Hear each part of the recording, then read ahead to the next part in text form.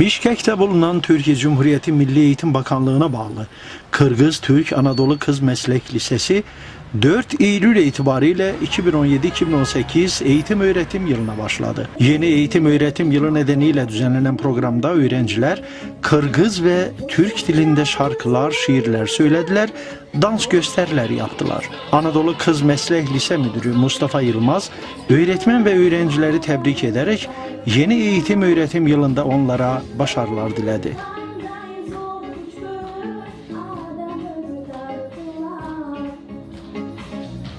Hürmetli Kırgız eli, bugün biz için baktılı bir gün.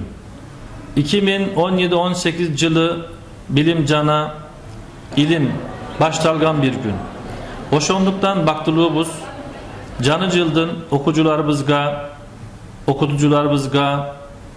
Türk cana Kırgız eline paydalı bolu kalayım, jakşılık kalayım, ilgilik kalayım, jakşı günlerimiz bolsun, barınızga salam aytam, sıylayım. 2017-2018 eğitim öğretim yılı Kırgız Türk Anadolu Kız Meslek Lisesi'nde 4 Eylül itibariyle derslerimize başlamış bulunmaktayız. Bugün öğrencilerimiz ve öğretmenlerimiz yaz tatili hasretini tamamlamış oldular, buluştular ve okulumuza da yeni 50 öğrencimizi Mayıs ayında yapmış olduğumuz sınav neticesinde kayıtlarını alarak eğitim öğretime başlamış olduk. Değerli izleyiciler, Kırgız Türk Anadolu Kız Meslek Lisesi 1992 yılından beri eğitim yolculuğunu sürdüren çok değerli, kaliteli bir eğitim kurumudur. Bugün de geleceğe daha büyük ışık vermek, daha çok yeni nesil taşımak maksadıyla 2017-18 yılına gerek fiziki anlamda, gerek teknolojik anlamda, gerek eğitim anlamında, gerek sosyal ve kültürel anlamda hazırlıklarını yaparak başlamış bulunuyor. Okulumuz Bişkek merkezde olması hasebiyle daha çok Kırgız entelektüellerinin, yazarlarının, çizerlerinin, sanatçılarının bir uğrak mekanı olmasını arzu ediyoruz.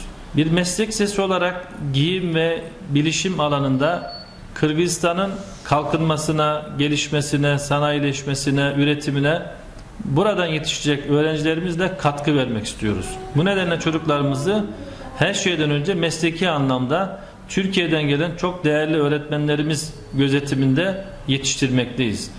Bunun yanında çocuklarımız okulumuza ORT standartlarında bir sınav ile girdikleri için Kırgızistan başta olmak üzere, Türkiye başta olmak üzere dünyanın birçok ülkesinde kaliteli üniversitelerde okuyabilecek donanıma sahip olmaları için de öğrencilerimize sayısal ve sözel alanında yine Türkiye'den gelen seçilmiş ve seçkin öğretmenlerimiz ve Kırgız hükümetinin bize vermiş olduğu öğretmenler nezaretinde bu öğrencilerimizi geleceğin iyi üniversitelerine hazırlamanın gayret içerisindeyiz. Tabii bütün bunlar yapılırken ye kürküm ye demiş Nasrettin hocamız ya, okulumuzun fiziki donanımını da dış görsellerini de elimizden geldiğince yenileyerek hani gel bana dedirtecek bir okul haline getirmeye çalışıyoruz. Hareketin berekete dönüşeceği, yeniliklerin her geçen gün takip edileceği ve öğrencilerimize her geçen gün yeni bir takım özelliklerin kazandırılacağı bu okulda görev yapmaktan ben de gurur duyuyorum.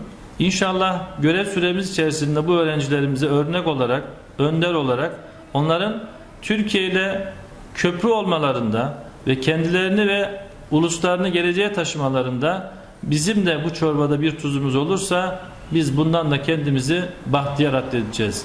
Bugün yine bu hitap etmiş olduğumuz Golden Bridge haber aracılığıyla da bütün izleyicilerimize, dinleyicilerimize saygı ve selamlarımızı sunuyoruz. Bu iletişim ağının kurulmasında emeğe geçen kıymetli gazetecilerimize de teşekkür ediyorum. Sağ olun, var olun.